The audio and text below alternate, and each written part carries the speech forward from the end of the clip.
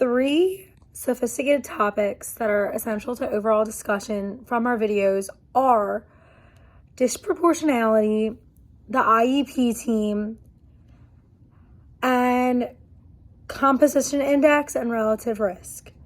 So basically we have disproportionality. It's a very ongoing topic within the special ed community.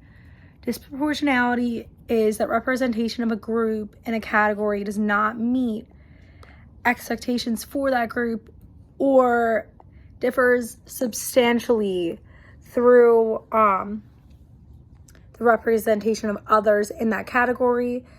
From disproportionality, special education, tips, factors, and professional development, basically it's saying that one group is either overrepresented or underrepresented. And disproportionality is measured yearly. At the end of the year, they go through and they measure like who's doing what and how it affects the population as a whole.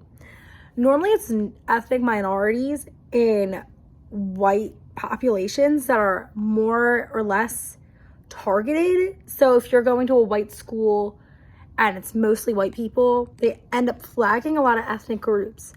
But what's also really funny is in this video, disproportionality in special education, tips, factors, and professional development, it tells you that the what they're looking at, the charts and everything, it's weird enough that if white children are in an ethnic minority, highly populated group, they are flagged more often than when they would be in a white school, which is very surprising. I wish that was like looked further into.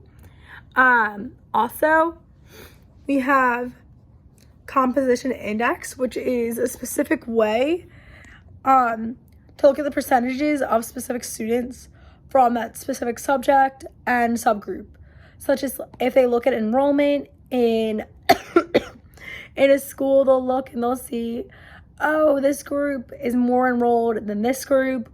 Or if it's 500 kids and they have, more girls than boys, are all these girls going to school or are all these boys going to school, and vice versa.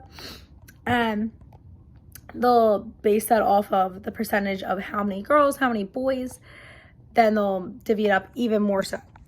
And then we have the relative risk index.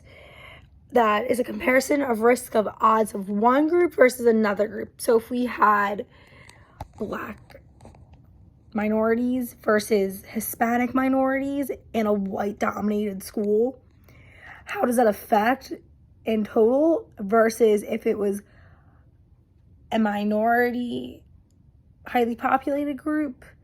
What would be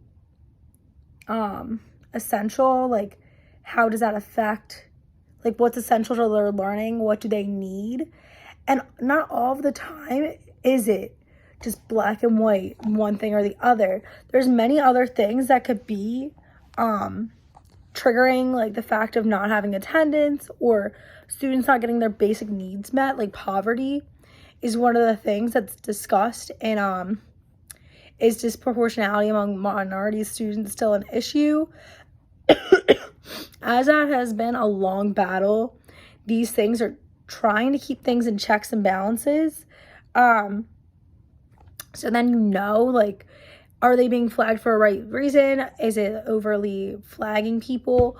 We have SST groups, so they can check and make sure that these students are being called in for the right reasons, but they try to keep the children in the gen ed classroom.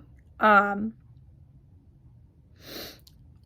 the IEP team, we have the members and their roles and responsibilities in that video who is on the IEP team. We have parents and guardians that must have their legal rights over their children up until they're 18. Then the transfer of rights goes to the child.